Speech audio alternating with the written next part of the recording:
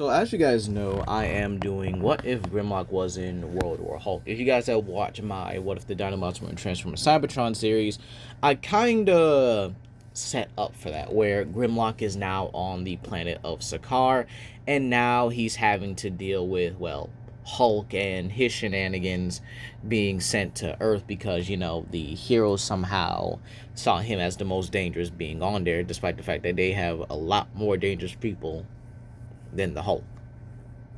Yeah, no hypocrites, right? But with that being said here, I am going to change a bit about the story. For starters, it is going to go relatively same and might be relatively short in all honesty. But I do believe that is going to be because Grimlock is going to be Hulk's right-hand man here. And it's actually going to see Hulk actually start progressing a lot more. And it's going to cause them being like best buddies while they don't have the same similarities as each other, especially like in this iteration here. It's actually going to help them both grow in a way. Grimlock is already a king by nature. Hulk learns to be a king. Now, the Warbound is going to stay with Hiram, Eloy, Korg, and Brood here. I'm not going to include Meek because I'm going to have Meek likely appear a lot later on down the line as an actual villain. Now, Grimlock himself here is going to play the role of an advisor and also a warrior. He's going to be that brother, that that friend that's closer than a brother to the likes of the Hulk here. And Hulk is going to really need him for a lot of things here. And when Hulk does take the throne, he's going to be his advisor. Now, let's talk about another thing here. Kyra. One of the few tragic things that happened in Marvel was the fact that they killed her off. I think that in all the other things, Hulk deserved to be Hulk's happy ending.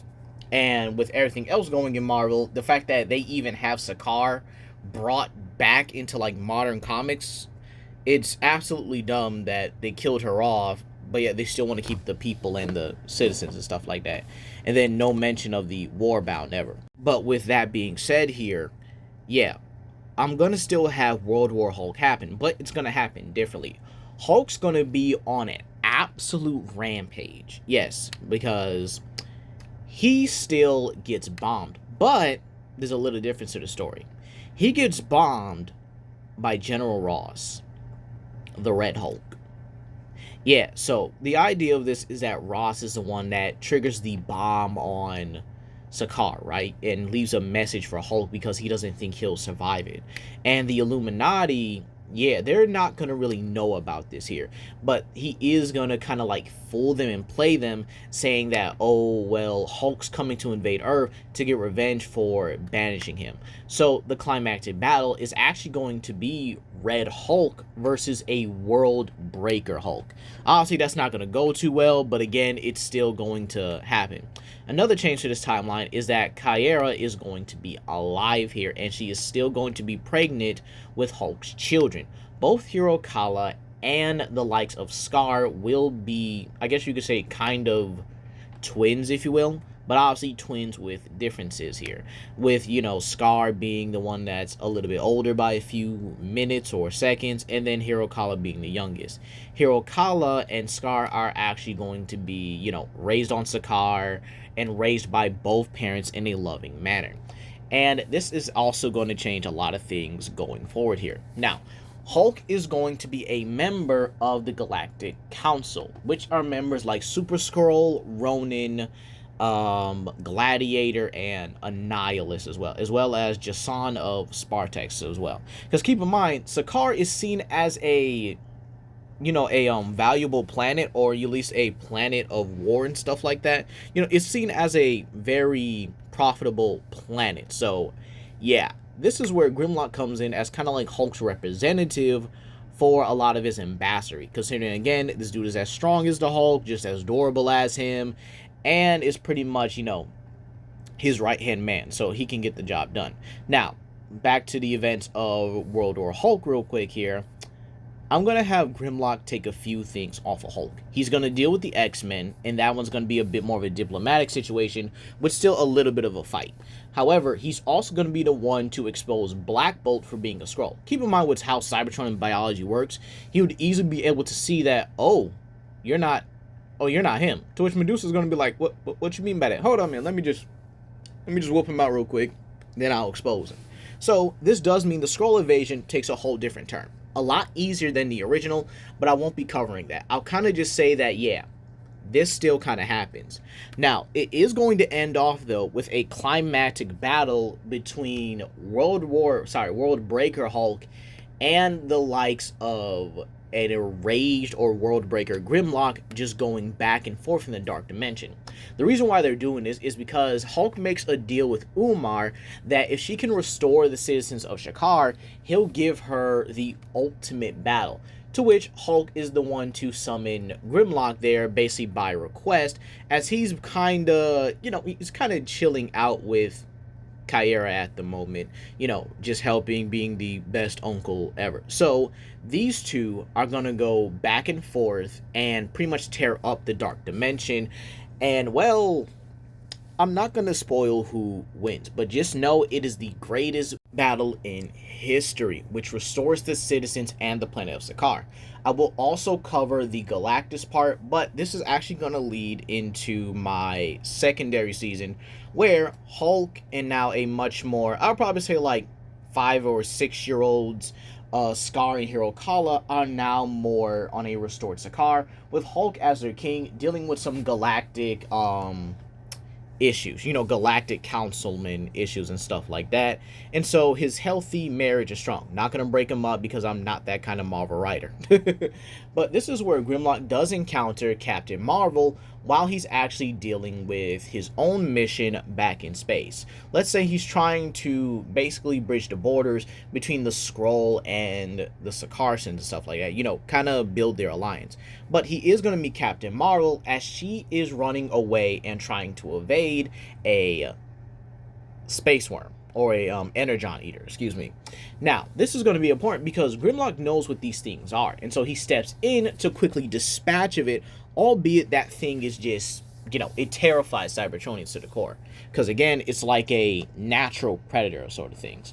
So, as you guys can honestly tell by this here, I am going to be pairing off Grimlock and Captain Marvel for this second season. But this season will definitely be called What If Grimlock Joined the Annihilators, with Captain Marvel kind of being there as his partner in that one. So this is actually going to entail how Grimlock and Captain Marvel do solve the fact that there's a Cybertronian issue within the Marvel universe and stuff like that.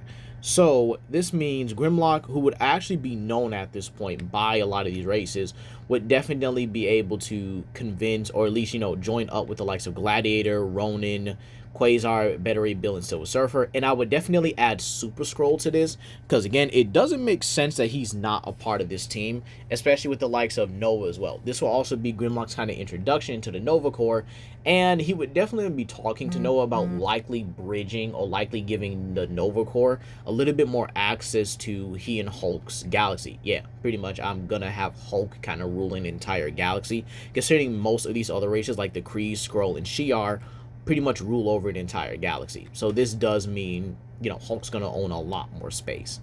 And with that being said, the main villain of this one is obviously going to be Starscream, considering the fact that he would also still be in this universe as well. Starscream is actually going to be amassing a lot of power at this point, absorbing things like the cosmic energy of Galactus, and even the likes of the, what's it called here? Quasar. It's some type of force. I know I just actually used it recently. But again, it is some type of otherworldly force here where Starscream pretty much discovers himself and uses it. I know Thanos, the God Quarry, that's what I'm trying to say. The God Quarry is what Starscream is actually going to absorb in all of its totality. So this is going to end up with Grimlock getting one more boost from Vector Prime, and he and Starscream have their final battle where they settle it. Obviously, Grimlock is going to win, but I'm not going to show how or spoil how he wins. Then, Captain Marvel offers him a place on the Avengers, with Grimlock actually taking up this in the third season. This third season would be what if Grimlock was in the Avengers, or what if Grimlock joined the Avengers, right? This is actually going to take place during Jonathan Hickman's Avengers World story, where now with Grimlock on their team, now much stronger, possibly even a Skyfather level at that point, he's actually going to be very helpful in terms of a lot of things, such as when the Builders arc pretty much starts here. Once that arc really starts, it's going to culminate in Hulk and him basically reuniting again, and they pretty much just start tearing apart the Builders themselves here. He's probably going to realize Hulk or Sierra has been captured. Maybe one of the kids, or maybe both the kids have been captured. So Uncle Grimlock comes in and starts just killing all the Builders. And believe it or not, I think Grimlock would be the one to actually point out the Builders can be destroyed, considering he is just ultimately a dangerously strong piece of technology. So he's not going to be playing around or, doing any of that nonsense anytime soon here. So he's just straight up going to bully a large majority of these Builders here. So once he does that, obviously that's going to inspire and hope in everybody else, and he's just going to start really being the MVP of this here, while Thanos is back on Earth here. This would then culminate in, instead of Hulk, Thor, Hyperion, Captain Marvel, and Captain America, this would result in Captain Marvel, Grimlock, Thor, and Hyperion, along with Captain America instead, being the ones to pretty much go ahead and confront Thanos. And considering Grimlock is a different mentality than Hulk altogether, with him being a lot stronger and still having wrestling in this verse as well, he's going to be a very big challenge to Thanos. As a matter of fact, I'm actually going to state that they actually succeed in their plan because Grimlock is the distraction instead of Hulk. You see, Thanos knows Hulk. He knows how powerful and how dangerous the Hulk is here.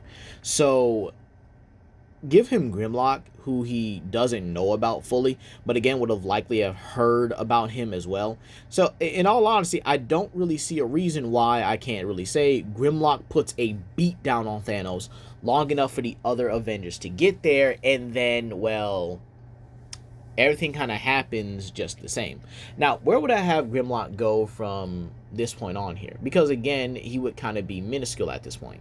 I would actually state that Grimlock does kind of stay on Earth for a little bit, and he and Captain Marvel are, I would definitely say, engaged at this point here.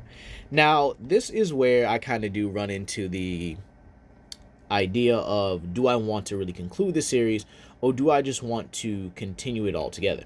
Well, believe it or not, I would actually conclude it here. Now, I would actually go into a fourth and final season talking about what if Cybertron was in Marvel. This is going to be a very different Cybertron altogether. This would be a sort of Beast Wars or Beast Machines like Cybertron, where most of the Cybertron inhabitants are cybernetic animals and creatures altogether. So essentially, Maximals and Predacons. Grimlock would actually be seen as sort of a deity to them, a god among gods, if you will. Someone that they honestly could look up to. However, even gods also have their own, I guess you could say, devils, if you will, and the villain of this one would actually be a, whatchamacallit, villainous version of Dinobot, who actually is the king of this planet, a tyrannical ruler, kind of that fits with Dinobot's old personality, and the fact that, it's, it was just how he originally was in general. So combine that personality with his own honorable-esque persona, and you get someone that's more in the lines with someone like, I guess you could say, Dreadwing, or someone that is very similar to that altogether. Then we also have the fact that there will still be other creatures or other Maximals like Cheetor, Depth Charge, and etc., who would eventually follow him, right? Who eventually, follow Grimlock's reign and stuff like that. This would then put them in a interesting position to where I would definitely say that Grimlock eventually just conquers Cybertron and then ushers in a new era of peace altogether. So yeah, I honestly, I would definitely put it like that to kind of just be safe here. But with that being said, honestly, I could end this off in a multitude of ways. I could have Grimlock just go through different arcs, or maybe even just make Avenger specials and stuff like that, and then have him marry Captain Marvel, and then they have their own little child together. Again, never understood why Marvel writers eventually just get people together in order to just break them up, when again a lot of these heroes could easily be happier, but then they pair them off with somebody else and it just looks hoish. I hate to say it like that, but again, it just looks hoish altogether. But with that being said here, that's gonna be all today, you guys. Please comment down below, like, subscribe, and share with your friends, and I hope you all have a blessed day. Peace.